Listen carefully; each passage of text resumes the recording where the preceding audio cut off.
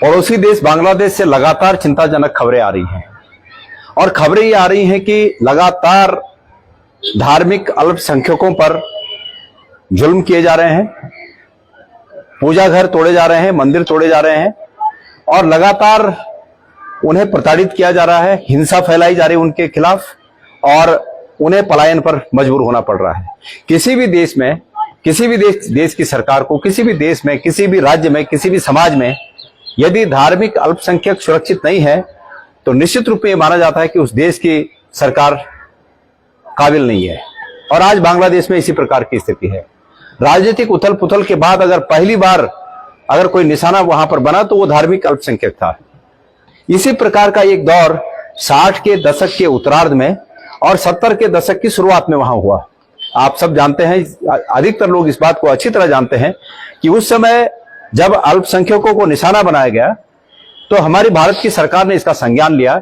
मैंने स्वर्गीय प्रधानमंत्री इंदिरा गांधी जी का एक इंटरव्यू सुना और उसमें उन्होंने कहा, एक अमेरिकी पत्रकार से उन्होंने कहा कि हम चुपचाप बैठकर नहीं देख सकते थे। जब हमारे लोगों को निशाना बनाया जा रहा था तब हम चुपचाप बैठकर ये देख नहीं सकते थे, लिहाजा हमें हस्तक्षेप करना पड़ा।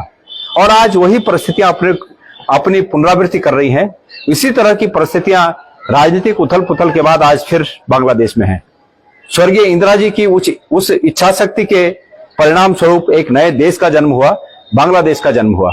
और आज जब वही सामाजिक और राजनीतिक स्थितियां वहां पर दोबारा अपनी पुनरावृत्ति कर रही हैं तो ऐसी स्थिति में हम भारत की सरकार से और आदरणीय प्रधानमंत्री जी से ये निवेदन करना चाहते हैं कि हमारे लोगों को इसकी अब इससे अधिक और कीमत न चुकानी पड़े, इसमें उनका हस्तक्षेप बहुत अनिवार्य है।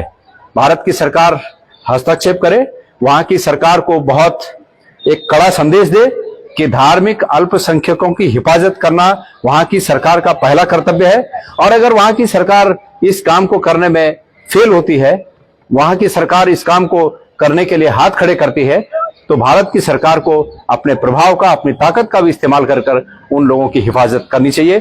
क्योंकि प्रधानमंत्री जी और हमारी दिल्ली की सरकार सर्वशक्तिमान है और अगर इच्छा शक्ति की कहीं कोई कमी हो तो हमारी राजनीतिक इच्छा शक्ति भी उनके साथ निहित है। इसलिए वो फैसला लें और तत्काल धार्मिक अल्पसंख्यकों पर, हमारे लोगों पर होने वाले उस अत्याचार को तत्काल प्रभाव से अपने प्रभाव का उपयोग करके रोकें।